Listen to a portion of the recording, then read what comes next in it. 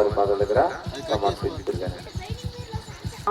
పాద్యం సమర్పయామి అంటే మనకు నీళ్ళు కాళ్ళు కడుకోవడానికి ముందు కాళ్ళు కడుకోవడానికి వినాయకుని పూజ చేసుకునే సాంప్రదాయం పూర్వం నుంచి వస్తుంది. కాబట్టి ముందుగా వినాయకుని పూజ చేసుకుందాం. ఈ వినాయకుని పూజని తిరుగు నుంచి వచ్చారు. మన ఈ 3 రోజుల కార్యక్రమానికి ఇన్ఛార్జిగా ఉన్నారు సాయి పురోహిత్ రావుల రవికుమార్ గారు.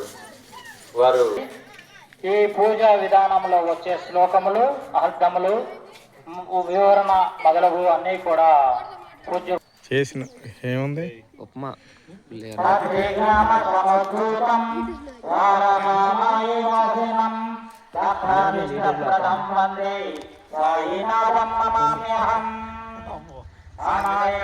నాయకం వినాశదేవదేవకం ఆకాశవాసనాశకం నమామి త్వం వినాయకం.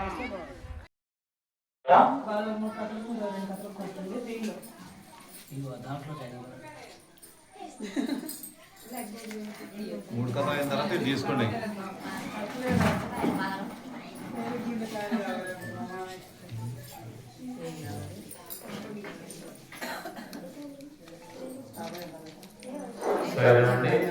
అందరూ దీపాలు వెలిగించుకొని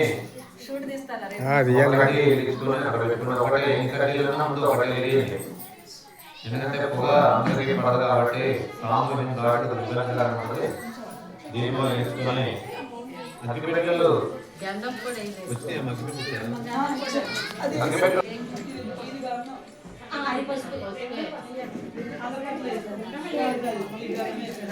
దీపం వేసుకొని అమ్మవారికి మాత్రమే ఒక కడ్డీ మాత్రమే వెలిగించుకొని శుభ్రంగా గుర్తండి. నిలబడి గంటుకు దాంట్లో గుచ్చుకోండి కడ్డీని. ఒక కడ్డీ వెలిగించండి, లేదా కొబ్బరి పీసులో గుచ్చుకోండి కడ్డీని.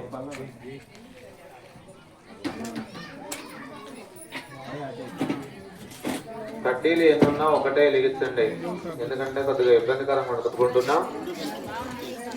ముందుగా మనం ఏ పూజ చేసుకున్నా కానీ నిశ్శబ్దంగా ఉండే ప్రయత్నం చేయండి. ఒకవేళ మేము చెప్పిన ఏదైనా మీ దగ్గర లేని పరిస్థితుల్లో ఎవరిని అడగద్దు.